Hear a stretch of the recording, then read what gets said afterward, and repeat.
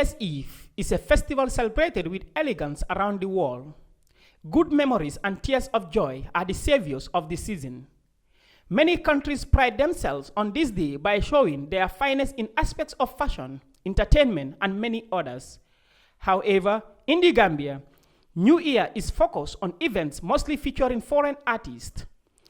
In this year's celebration of the festival, young Gambian promoters and investors came up with an event called Invest Gambia Mega Gala, Achievement Awards and Investors Networking Night, by way of supporting and celebrating Gambian artists and talents in the country. Idrissa Jammeh, one of the organizers of Invest Gambia Mega Gala, gives the rationale behind the event. It's an event that happens all around the world.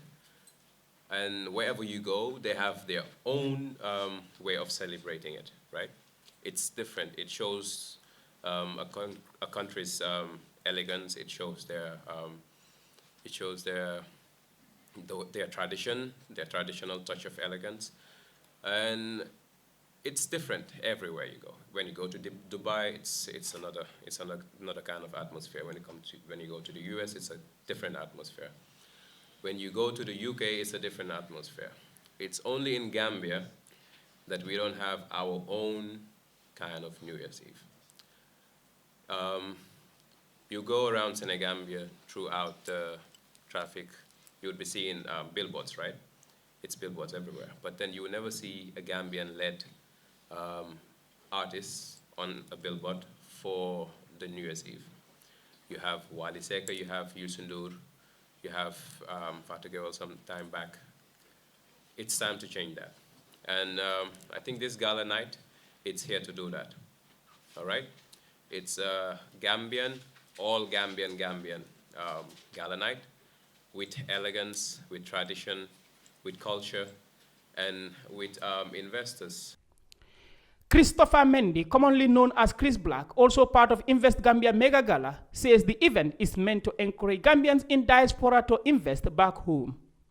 This Invest Gambia came in a way that is to motivate and encourage Gambians in the diaspora to invest back home, rather than always sending money and sending money. So we have Gambians who are doctors out there who hold masters, well educated and well respected. But I will just use this sample. If you are a football player, you play for Arsenal, you play for Manchester, if you don't play for your home country, you are still not that player. So if you are a Gambian in the diaspora, making a lot of money, living that good life, but remember, no place like home. Like the Jamaicans say, dance a yacht before you dance abroad. Mamadou Sedikan, a Gambian-born UK-based investor, explains why he is back to invest in the country of his origin. Very niche in the UK. It's about buying and reselling trainers. So I'm not sure if any of you know what that is, but it's very niche over there. It's a new industry as well, but it's worth about $2 billion. So it's up and coming. And I was lucky enough to be able to succeed in that business and be able to inspire a lot of people in the UK to actually start up businesses themselves and not have to rely on just being in education and having to go to university for a degree. And upon that success, I obviously met people along the way like Chris, who inspired me, honestly, to start looking at investing in my own country. And for me, that is where the passion started to come from. And it was like, okay, I was born and raised here. I've made it a little bit in the UK here, so why not start to take my skills and the things I've made in the UK back to where I'm from. So that is why I'm solely here, to be able to see if people who are born and raised Gambian can then be inspired by myself taking this leap. For his part, Adam Anjai, director of marketing at Gambia Tourism Board, says if Gambians don't support their own, the country will not move forward. If you don't start loving ourselves as a country, if you don't start promoting Gambianization, we are not going to move, because it is a shame that we go overseas, promote our country, and when we come back, it's all the outsiders that want to take the lead, and that is wrong, because it has to start from us. And when I see this table, I'm convinced that going forward, at least we'll be seeing more of Gambians like you who have the zeal and love for their country. Meanwhile, Njundu Baji, a representative from Gaipa, said the Gambian entertainment sector is fragile and that it is hindering its progress. looking at our music industry or our entertainment industry is fragile, to be honest. It's really fragmented. This is what is hindering most of our talented youths, that are within the sector.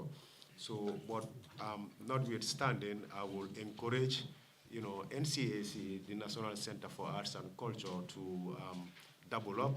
Yes, it's true, they are doing a lot of efforts to ensure the entertainment sector is well structured with regards to establishing institutions called arts associations to ensure that this sector players' affairs, well-being, and everything about their business is well protected in terms of copyright, in terms of intellectual property rights and all those things.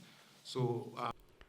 The Invest Gambia's New Year's Eve Mega Gala and Achievement Awards Night will be held in recognition of individuals who contributed and made a mark for the advancement of Gambian culture, music, art, hospitality, the private sector, the business community, and individuals.